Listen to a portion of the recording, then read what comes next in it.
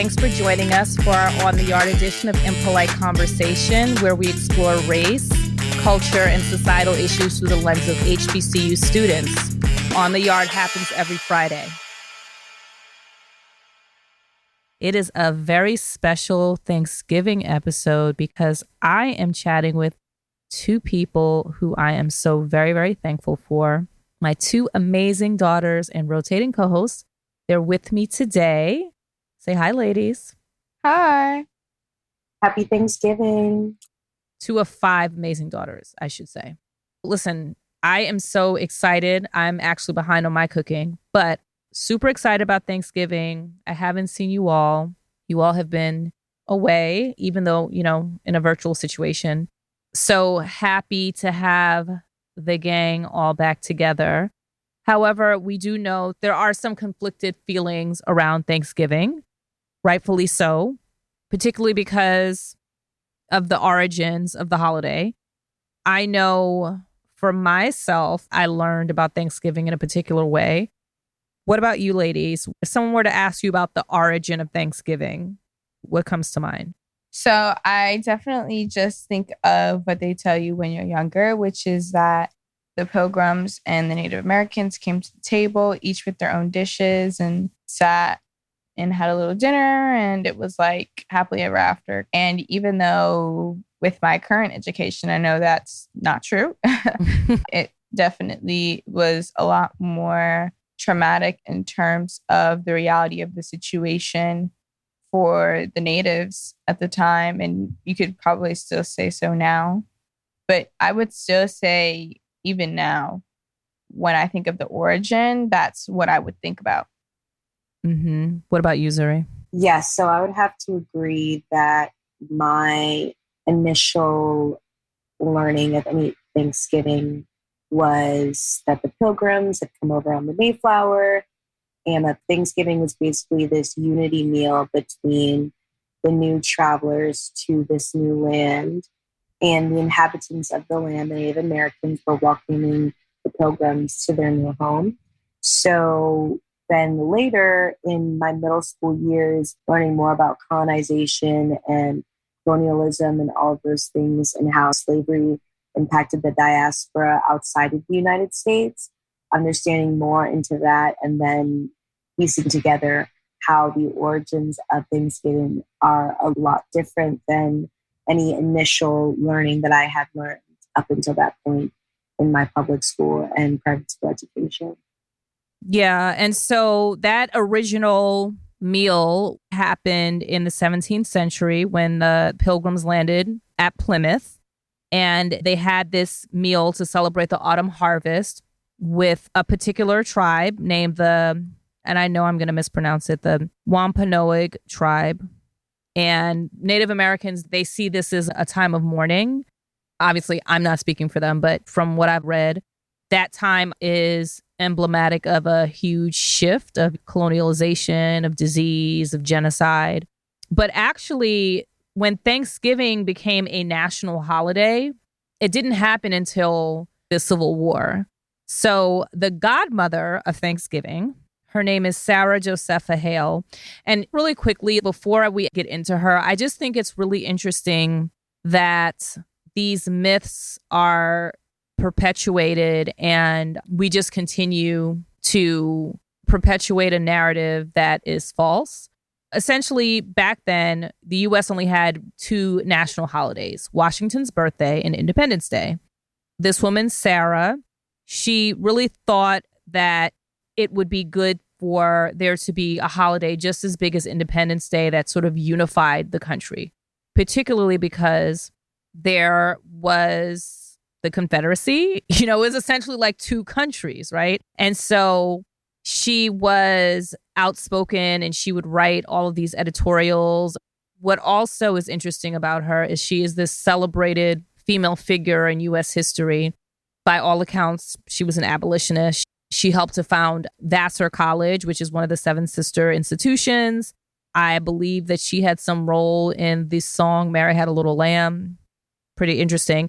But the thing is, she had this idea of a unified nation that doesn't even mention Native Americans, for one. but excludes Black people, so much so that she's like, okay, not only are they excluded, like they need to go back to where they came from because they are not going to be able to be integrated into our country. So there's an article from 1830 titled 4th of July. It appeared in the Ladies' Magazine and Literary Gazette.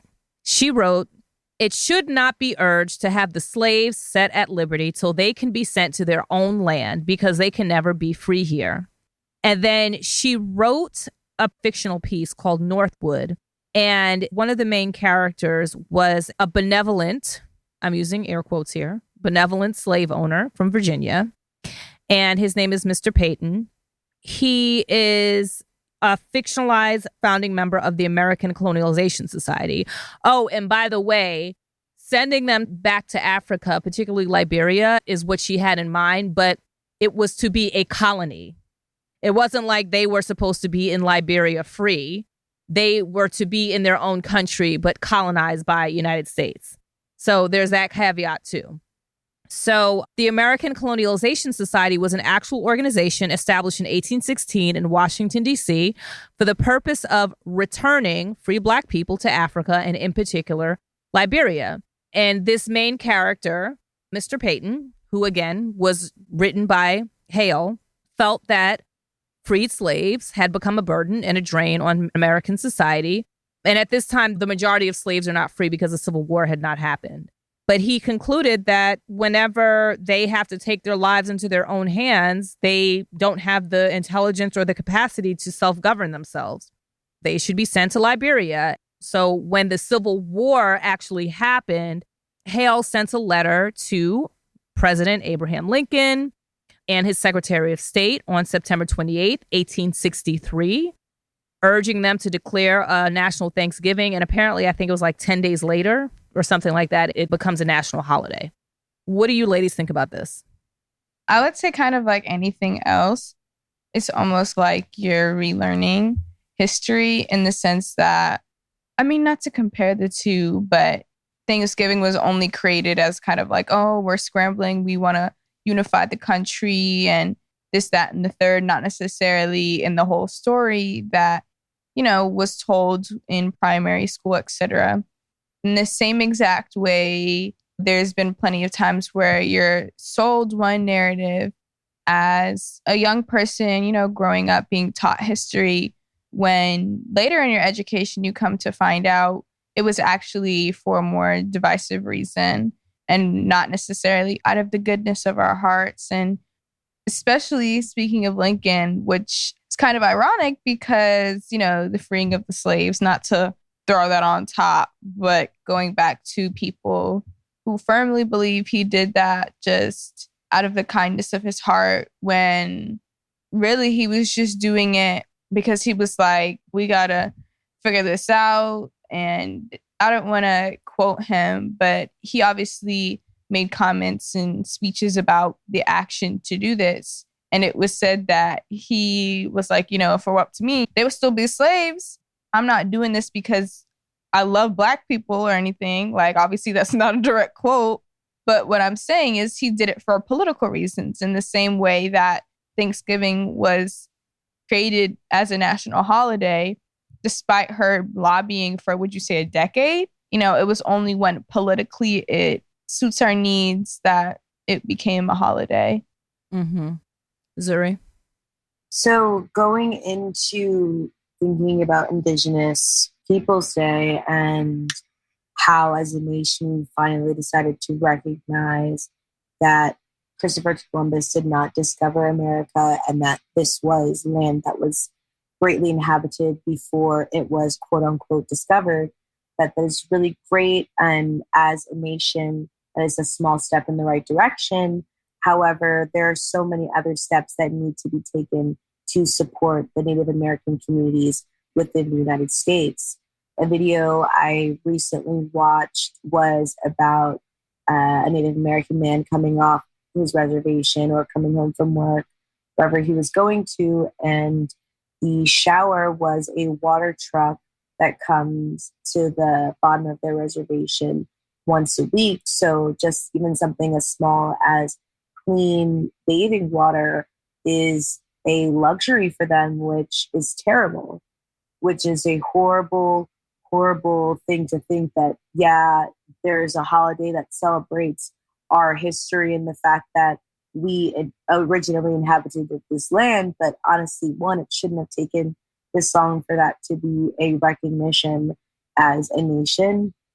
And two, that is just a smoke and mirrors as to what is really needed for the Native American communities throughout the United States. Obviously, I am not a person of Native American descent, but I obviously can recognize all of the tragedies and misfortunes that have befallen their community because of the American government and because of colonization, because of all of this traditional erasure that really is just a part of American culture and white history, unfortunately. So obviously it's an awesome thing that Indigenous Peoples Day is now being recognized, but what are the following steps that are going to be in place to further support those communities?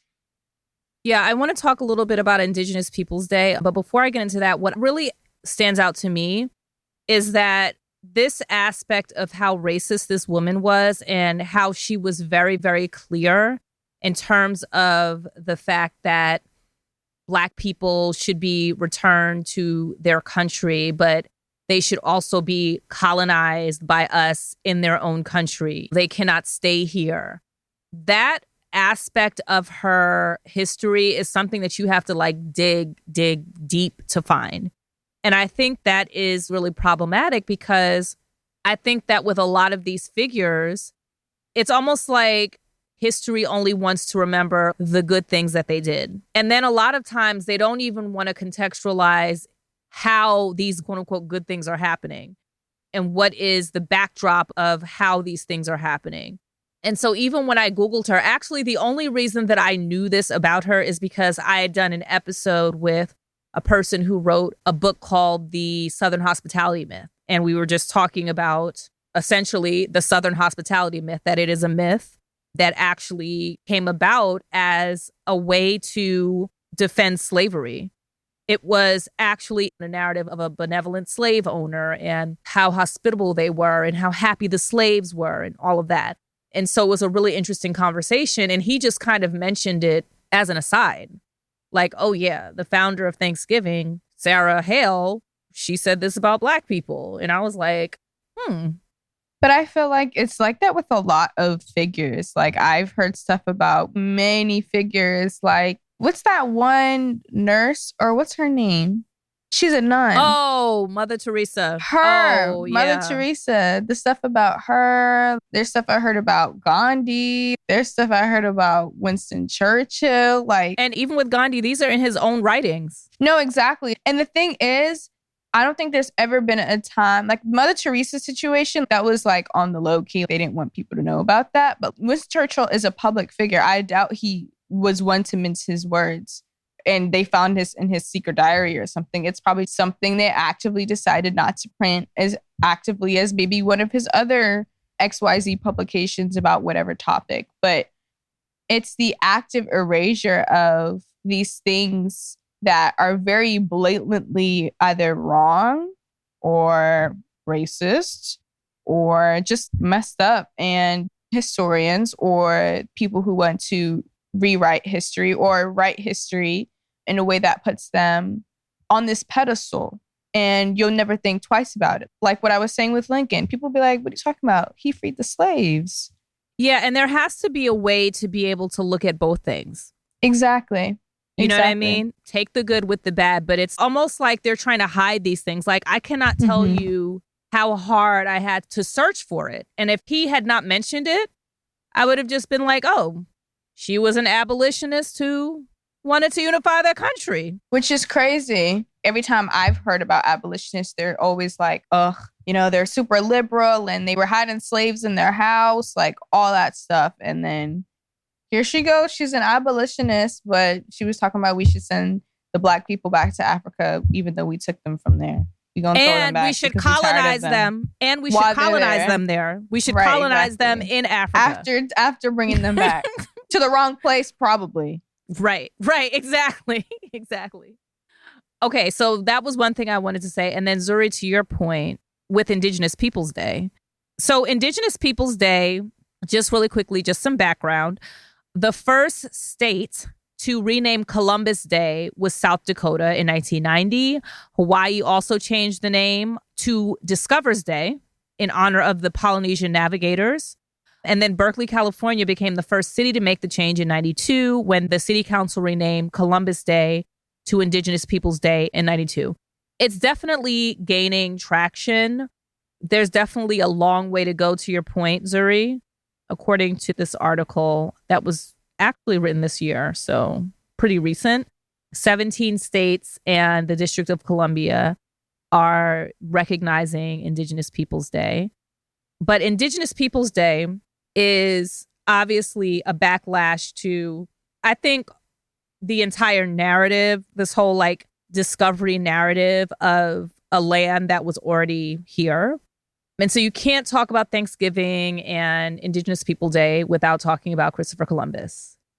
So when you want to talk about some fake ass stuff, Christopher Columbus is like, literally, what were we ever taught about this man that is actually true? Like, literally, like even the name of his ships, the Nina, the Pinta, and the Santa Maria, which is, I remember learning that in the first grade and like having to draw something. So there was a really interesting article in the Washington Post about Christopher Columbus. Number one, he did not land in North America. He landed in the Caribbean, in the Bahamas, as well as what was then called Hispaniola, which is like the Dominican Republic and Haiti. He explored Central and South America. He did not come to North America. So, number one, okay.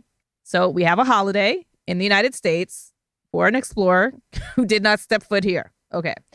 They still claim that land is his, though. They claimed both North and South America back when he discovered it. So, okay, well, that's probably why. Yeah, but I do think it's ironic that this polemic figure should be causing such a problem in a place that he never even set foot on. Number two, he was a brutal viceroy and governor of the Caribbean islands on which he did land. He committed atrocities against native peoples on the islands and decimated their population, while he also terrorized the other colonists, the Spanish colonists, according to the biography Columbus by Lawrence Bergreen, which I think we probably knew wherever he was probably not a great person, him and his crew. And then even the name of his ships, they said the Nina, the Pinta, and the Santa Maria were not even named that.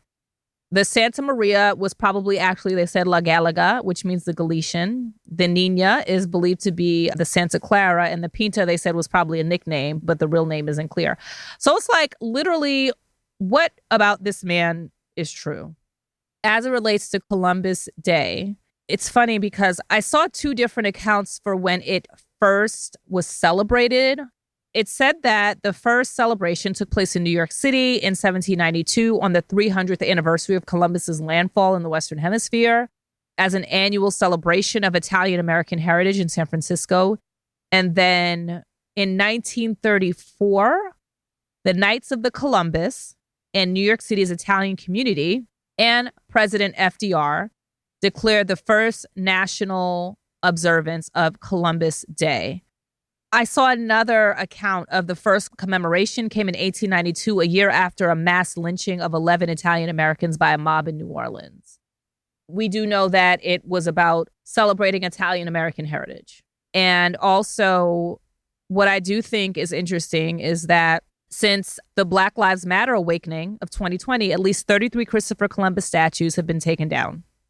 Yeah, quarantine was definitely a big time when there were a lot of riots throughout the nation and globally. A lot of statues were being taken down, not just Christopher Columbus, but of many other colonizer statues. Many of them have been defaced and taken down, some of them even replaced with new statues. I know, for example, that they are considering rename the Edmund Pettus. Oh, Edmund Pettus Bridge, yep. From Bloody Sunday. Yes, they're considering renaming the Edmund Pettus Bridge after John Lewis because of Bloody Sunday and all of the other civil rights activists that were present on that day, and that having it still being named after a Grand Wizard of the KKK is probably not the best idea. And it's like, why does it have to take Black Lives Matter for you to like not name it after a Grand Wizard of the KKK? You know what I mean? And also, as it relates to monuments being taken down, there are Confederate monuments that have also been taken down. I know that the mayor of Birmingham, oh gosh, I can't believe I'm forgetting his name. Anyway, he's a Morehouse grad. He is actually in a lawsuit right now because he ordered a Confederate monument to be taken down in Birmingham. And there is like historic preservation entity in Alabama that is suing him. Here's the thing. It's like, why are we having monuments to Confederacy? These people were traitors. The argument that I've heard is like, oh, it's a part of their history. Like, you can't erase it just by taking down the statues, X, Y, and Z. But why can't they be in a museum? The only argument with a statue in a public place is that it's there to memorialize that person and their legacy. So it's not like a museum that is recognizing that these are acts that happen because of that person. But there's a statue that's usually in a very public place that probably then will be memorialized, even the park that's around it. So it's obvious that those arguments that come up are really just smoke and mirrors because they don't have any legs to that. Because when you think about, oh, you know, I want to put up something to memorialize MLK or Rosa Parks or anybody like that, if you're thinking about putting up a statue, it's to dedicate that space and for anybody who goes by it to know that that person had an impact on our nation or on this community for this reason, right. And continue to live up a statue that has the connotations and the only direct correlation to the negative aspects of our history just goes to show where the mindset is of people who are in power, who have the power to erect these statues, for them to be put in these public places, or for them not to even be taken down if there is one petition to have them taken down. Stuff. His name is Randall Woodfin. So basically, Mayor Randall Woodfin, you know, people were defacing this statue or this monument, and I think he was trying to keep the peace. The city is predominantly Black, and it's a statue of Confederate sailor Charles Lynn. And he said that in order to prevent more civil unrest in our city, it's imperative that we remove it. Talk about some people who cannot get over something, right? Like, you lost, okay? I do think that perhaps they belong in a museum somewhere as a cultural artifact. But when you have a monument or when you have a statue, you're essentially like honoring the memory of this person. I definitely think that we have a long way to go. I do think that the United States has come a long way in terms of accepting the good with the bad and not trying to hide it. I think that there are going to be some people who are just never going to be able to get on board with that, who will say that things like Confederate monuments are about heritage. But I just think people are not having it. I definitely think that if the sentiment was as honest as they meant it, in the sense like we should have the good and the bad as well, there should be significantly more monuments about stuff that happened, injustices that happened during Jim Crow, stuff that happened obviously during slavery, things like that. There's only one national, I don't want to call it an institution, there's a lynch museum, and that was just created not that long ago. And lynching, I believe, is almost a part of the country's structure, like the modern history. I want to say maybe after slavery ended, so 1864 onward, I feel like lynchings were commonplace in the sense that if you heard of it, you would have been like, wow, that's happening. Like, for the first time ever, you might be appalled, but it's not necessarily new, so to speak. Yeah. And I would even say, even as it relates to Jim Crow, I just remember like people not really understanding how recent it was that there were Blacks only and whites only schools. Not really understanding that was just in the 60s, which is hard to believe. But depending on what state you're from, depending on how it's taught, people tend to sugarcoat a lot of things. I think it's important to know the historical origins and to respect those things and make sure that you are well-grounded. I still celebrate Thanksgiving. To me, it's not so much about the celebration of the Plymouth colonizers, right? It's about celebrating with family. But I do think it's important to recognize both of the racist origins, right? Like the racist origin of the original one in the 17th century, as well as when it became a national holiday in the Civil War. Both of these had racist origins. And understanding how important it is to tell the full story, because for so long, only part of the story has been told. So I'm looking forward to having you ladies help me cook. You weren't expecting that one. I have some oxtail and curry goat that I actually need to season tonight. Hopefully you will help me do that. What portion of the meal are you looking forward to? I kind of always reach for potato salad or mac and cheese. Okay. I would say probably for protein, I always like the oxtail. When we have curry goat, that's usually very good too. The turkey, we just usually get like a relatively good turkey, but I like to dress it. I don't really feel like turkey is a food that I like to eat without dressing. Okay. All righty. Thank you so much, everyone. I hope everyone had a great Thanksgiving because you're listening to this on a Friday and perhaps you're taking advantage of the Black Friday sales. And we will chat with you next week. Thanks for joining us. Thank you for listening to Impolite Conversation, the podcast, curated by the Iconoclast Dinner Experience. You can follow us on Instagram and Twitter at Icon Dinner and on the Iconoclast Dinner Experience Facebook page. Let us know what you thought about this episode. Hit us on socials or send us feedback at press@iconoclastdinner.com. If you haven't yet, please subscribe to our podcast, and we'd also love it if you rated and reviewed us.